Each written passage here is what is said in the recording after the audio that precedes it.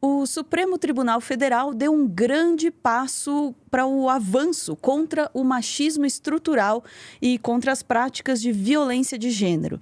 Num julgamento nessa semana, por unanimidade, o plenário do STF determinou que se exclua a possibilidade de invocação pelas partes ou advogados de elementos referentes à vivência sexual anterior da vítima de abuso ou ao seu modo de vida em audiência de instrução e julgamento de crimes contra a dignidade sexual e de violência contra a mulher, sob pena de nulidade do ato ou do julgamento.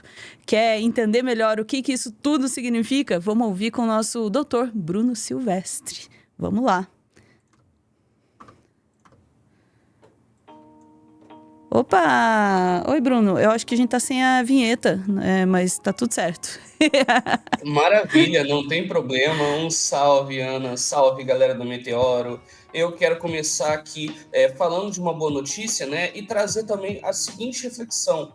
Se eu tenho um pão e a Ana tem um pão e a gente troca os pães, cada um sai com um pão só. Ok. Se a Ana e eu andamos por aí e eu tenho uma ideia e passo a minha ideia para ela e ela passa a ideia dela para mim, cada um sai com duas ideias. Isso é a troca de ideias. Isso é a elevação do pensamento e da civilidade humana. E é sobre isso que trata esse julgamento e essa questão histórica. Porque no Brasil, infelizmente, quando você deveria ter um legislativo que evolui, a gente tem um legislativo que regride, que tira proteções ambientais, que tira proteções de direito das famílias e que tira direitos dos pobres. Por outro lado, você tem um judiciário que está fazendo isso ser garantido. E é sobre isso que a gente vai tratar. Eu primeiro quero dizer que eu estou muito feliz com essa decisão. Eu primeiro vou explicar para vocês o que é. Ana, a gente já pode até colocar a matéria na tela, porque eu quero começar com a matéria do Supremo. Porque justamente são jornalistas que são profissionais, como vocês, como a gente aqui, mas que estão ali diretamente ligados com os ministros, com os juízes ligados aos ministros, e que tratam da matéria exatamente como ela é debatida no plenário. E aí, veja só, o STF proíbe questionamentos sobre o histórico de vida da mulher vítima de violência. Por unanimidade, o plenário considerou que perguntas sobre vida sexual e comportamento perpetuam a discriminação e a violência de gênero, além de vitimizar duplamente a mulher. Bruno, acho que deu uma ligeira travadinha aqui. Opa, voltou, Bruno. Voltou? Então vamos lá. Não sei o que aconteceu, mas vamos lá. O que isso quer dizer, né? Eu trazendo para vocês, o que isso quer dizer?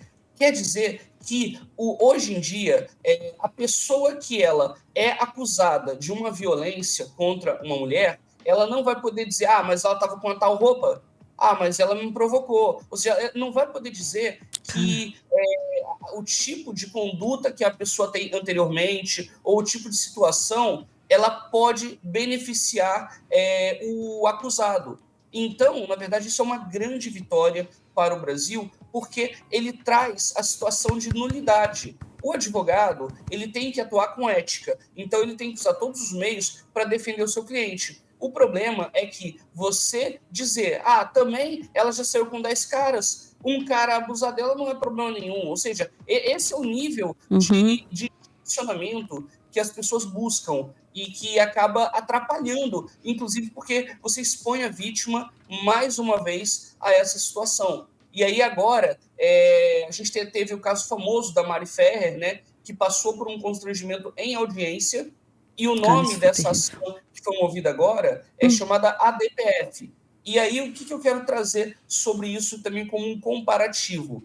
A gente pode pegar como se fala, a matéria do UOL. Vocês vão ver que a matéria do UOL, ela trata dessa situação de uma maneira um pouco diferente.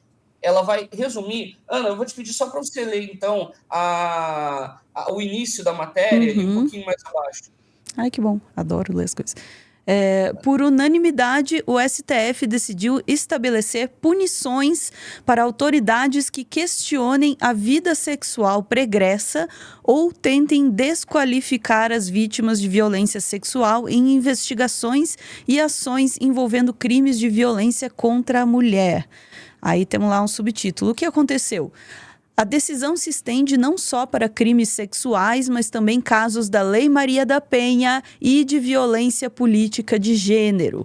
O Supremo Tribunal Federal julgou a ação movida pela Procuradoria-Geral da República no ano passado, que pedia que fosse considerada ilegal qualquer tentativa de desqualificar vítimas ou colocar sob escrutínio a vida sexual de mulheres nos processos e julgamentos. Perfeito, Ana. E esse é o ponto que eu quero trazer. Daqui a pouco a gente vai para o vídeo que está aí no UOL. Mas, olha, a gente tem que tomar cuidado com isso. Você vê que o UOL, ele diz que são as autoridades que estão proibidas. Assim, no final das contas, não é que esteja errado, mas a questão é, quem alega é a parte pelo seu advogado. Ou seja, quem pratica o ato de, por exemplo, eu estou acusando uma mulher de ter vida fácil, como o pessoal coloca no processo. A mulher tem vida fácil, então isso se justifica. Quem tem que moderar é a autoridade. Ela dizer, doutor, isso não pode. E se a autoridade não fizer isso, o processo ele pode ser anulado. Então, na verdade, o que acontece não é a autoridade que é punida e tal, ela pode até ser punida por não fazer com que a audiência aconteça como tem que acontecer. Isso normalmente acontece. Mas o grande ponto aí que a gente tem que destacar é que a pessoa que está tentando usar uma tática antiética, porque isso que a gente está falando é de tática antiética, isso tem que ser reprimido. E agora não é minha opinião de que é antiético. O Supremo está dizendo, doutores advogados, não façam isso. Doutores procuradores e partes, não pratiquem dessa forma. Então não é uma opinião do Bruno, isso aí é uma determinação de que, a partir de agora, é considerado antiético de forma total, no Brasil inteiro, você querer utilizar a vida pregressa da vítima como uma forma de justificar algum tipo de violência. Aí agora a pessoa às vezes pode falar, mas e se por acaso a pessoa realmente ela fez um negócio lá, uma arapuca para prejudicar o cara? É óbvio que num caso desses, as coisas vão ser analisadas e existem excludentes no processo. Mas o que a gente vê mais são as violências contra a mulher. E eu gosto muito, Ana, de falar sobre isso, porque eu sempre provoco o questionamento das pessoas. Por que não existe uma delegacia do homem? Porque as práticas de violência contra as mulheres são infinitamente maiores do que contra homens. Então, toda minoria que sofre uma grande violência em uma determinada região ou estado tem que ter a proteção governamental, tem que ter meios de garantir a sua defesa, sob pena de ser negligenciado. E aí eu quero, então, para a gente fechar, pegar a palavra do ministro Barroso, que é o presidente atual do STF, e fala um pouquinho sobre isso. E aí, Ana, só para a gente colocar o vídeo, ele está logo abaixo do título da matéria do UOL. Beleza, já deixei aqui. Vamos lá. Funciona melhor com som, né? Vamos lá. Estou louvando o voto da ministra Carmen Lúcia, que estou acompanhando e relembrando a trajetória acidentada, mas felizmente evolutiva, da questão feminina no mundo em geral e no Brasil em particular, e começa com o direito ao voto só em 1932, até o Estatuto da Mulher Casada de 1962, a mulher casada era relativamente incapaz, não podia assinar contratos sem o marido.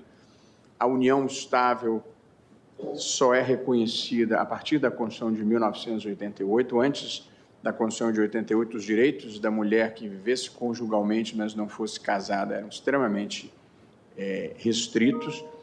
A Constituição de 88 também fez com que o homem deixasse de ser o chefe da sociedade conjugal, não somos uma tribo, somos uma família, e o Supremo tem uma jurisprudência extremamente relevante nesse processo de extensão e a licença maternidade integral paga pelo INSS, o direito à licença maternidade para a mãe adotante, a equiparação entre companheira em união estável e cônjuge para fins de sucessão, a inconstitucionalidade do argumento de legítima defesa da honra no caso de feminicídio pela suposição de que a mulher traísse.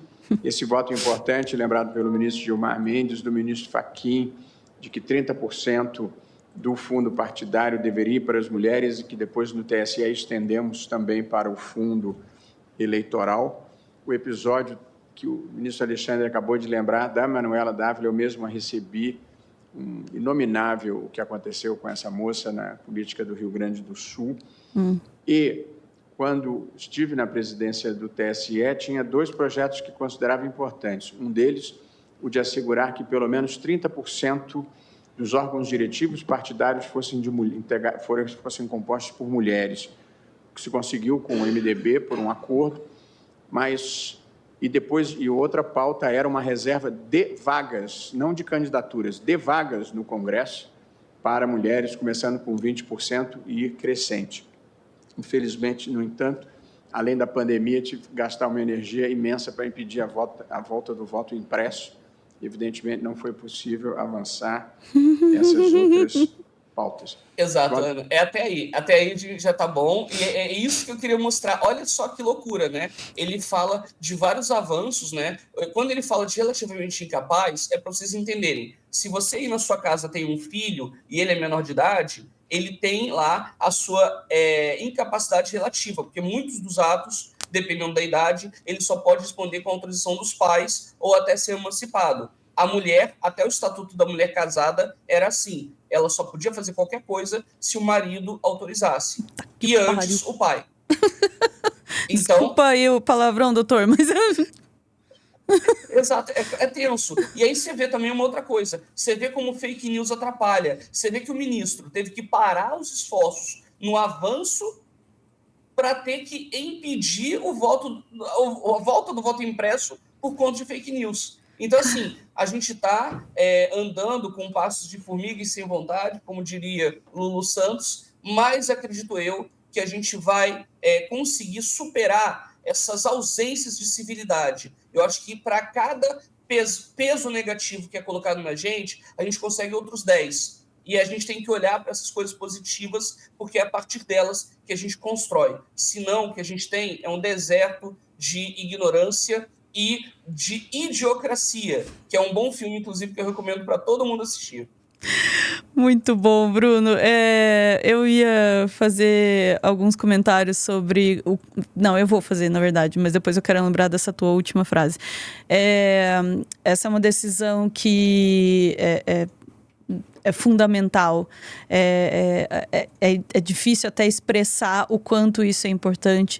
Eu não sei o quanto, né, as pessoas que estão assistindo nesse momento sabem e entendem o que é um julgamento sobre violência de gênero, a quantidade de violência que uma vítima sofre dentro do tribunal, ao ter questionado toda santa vez sobre... Não, mas você tem uma vida pregressa assim, assado, o que você estava vestindo, o que você tinha bebido, será que você não provocou, será que não é culpa sua? Toda santa vez. E uma decisão que diz, olha, parou. Isso não é desculpa para a pessoa sofrer uma violência. Né? Não tem, isso não é justificativa. Eu não consigo acreditar, na verdade, Bruno, que isso realmente está acontecendo no Brasil. Obrigada por me trazer essa boa notícia. Agora, eu quero recobrar a tua última frase, se eu conseguir parafraseá-la, porque agora já me fugiram as palavras. Um deserto de ignorância e... Tinha mais uma palavra. Tava tão Idiocracia. Idiocracia, muito bom. Um deserto de ignorância e idiocracia. Fiquem com esta imagem. Chat, a gente volta em instantes.